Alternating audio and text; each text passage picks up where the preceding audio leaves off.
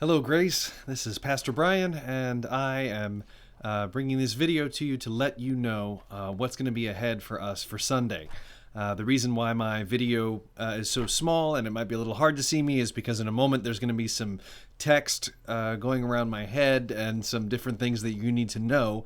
That's the purpose of this video, to update you on a couple of things so that you're aware of what's coming. As you've probably heard about from earlier in over the last couple of weeks, I mentioned that the session had approved for us to put together a committee of doctors and elders, medical professionals from our church, as well as deacons and elders, to aid the session in having a sense of when and how to resume gathered worship. And so I'm happy to report that that committee has met twice and has discussed all of the things that we would need to be aware of, or the things that we could try in terms of having a worship service together. And so I'm happy to report to you that the decision of the committee, which was approved by the session, was to have an outdoor worship service this coming Sunday, May the 10th. Same time as ever, 10:30 a.m. On Sunday morning.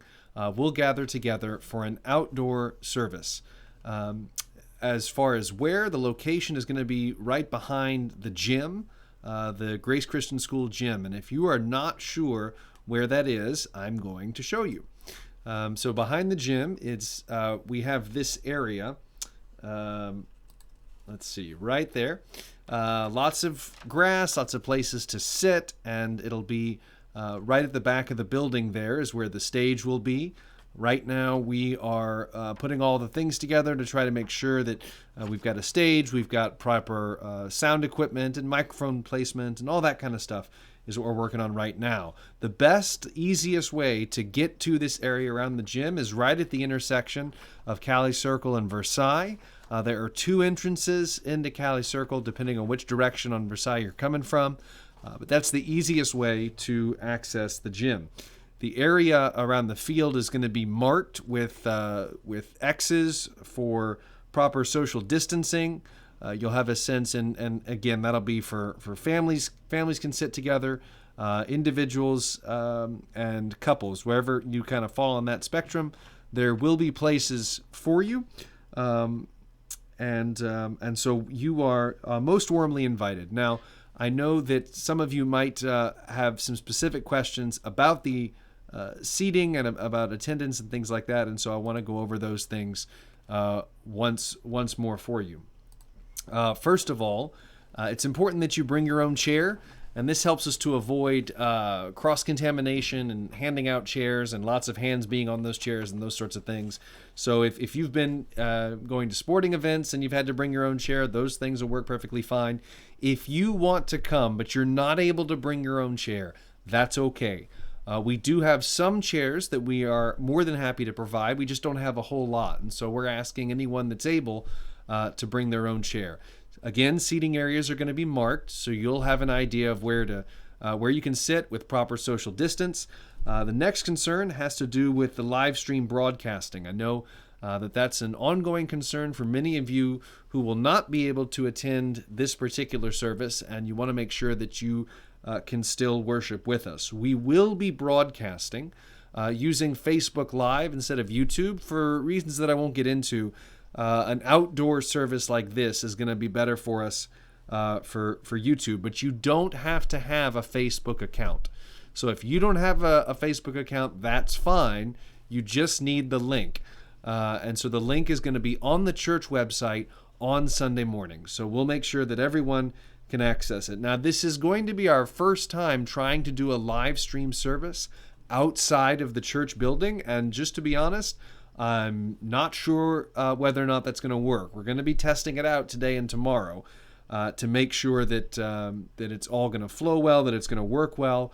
If something should happen, if there are too many technical difficulties and we have to shut the live stream broadcast down, I want you to know that after the service has concluded, I will do a second service live stream that'll be live streamed from my office with all the tech that we have in here at noon. And so if the 10:30 broadcast, if something should happen and the whole mess should go haywire, then I will still do a live stream service at noon. Now, if it works fine, then we don't have to worry about the thing at noon.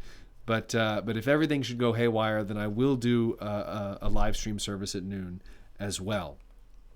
Please be aware of a few things going in, because even though we are talking about this return to gathered worship, and I'm very excited about that, this is going to bring about some differences for us, at least for now, that I want to make sure that you're aware of. First of all, there's not going to be any hymnals or song sheets to hand out. We're trying to figure out a way to have words up on the screen.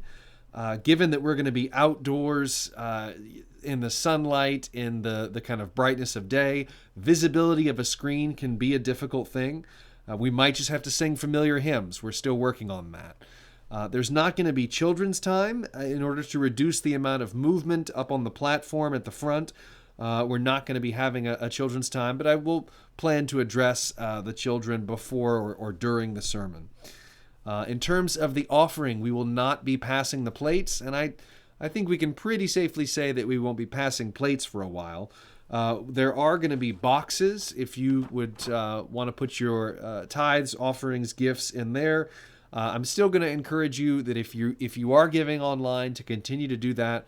That is a very efficient way for us to receive tithes and gifts and offerings. But there will be boxes out on tables if you want to put a cash offering in one of those. Obviously, it probably goes without saying, but just to make sure it's said anyway, there's not going to be a greeting time.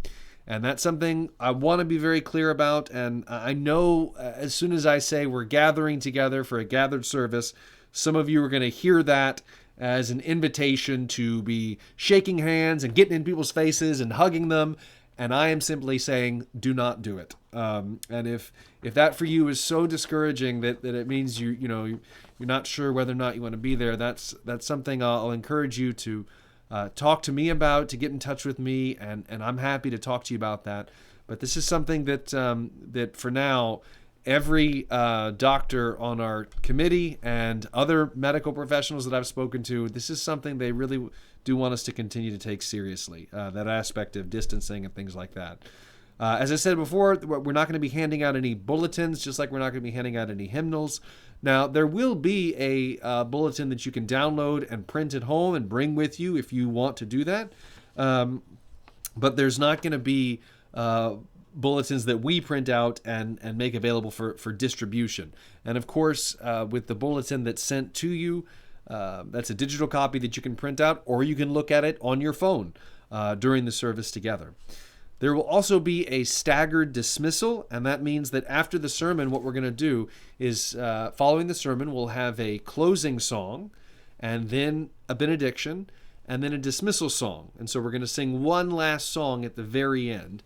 And during that song, people will be dismissed row by row or family by family or group by group, or however our ushers and attendants will be doing that.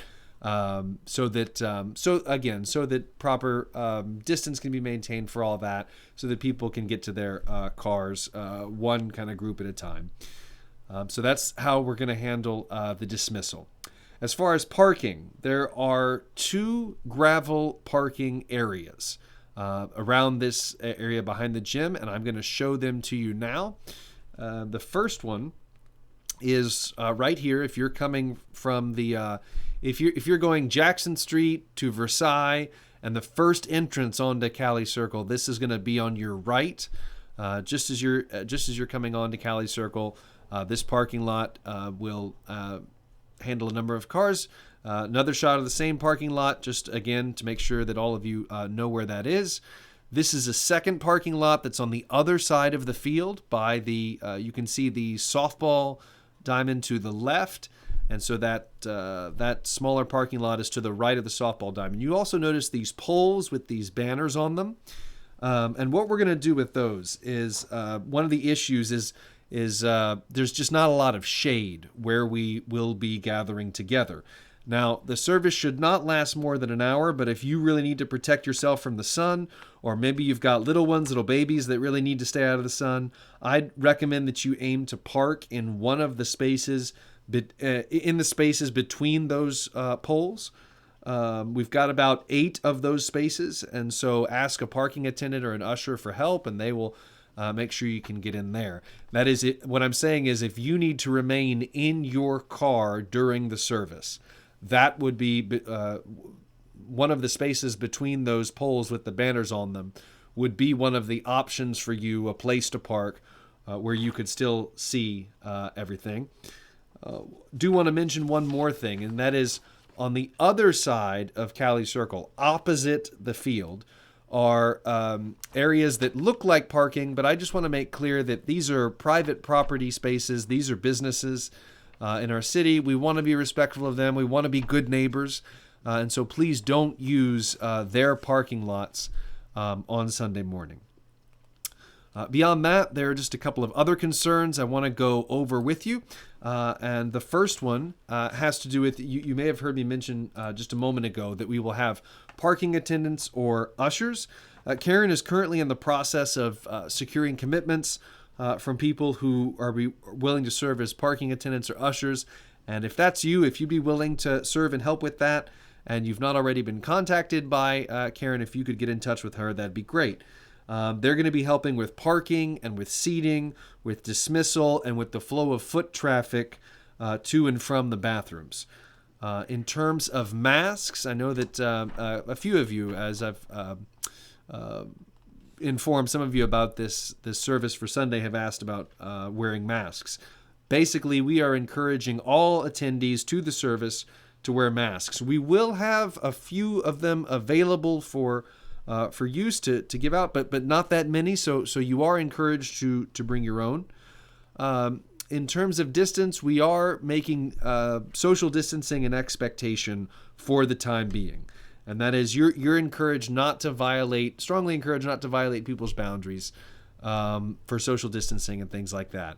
We are still at a time in the outbreak where every medical professional on this committee and that I've spoken with within our own church has strongly encouraged us to maintain these practices at this time. So we're going to do that. By the same token, there is a playground right around the area. For obvious reasons, moms and dads were asking you not to let your kids run off and play on that playground.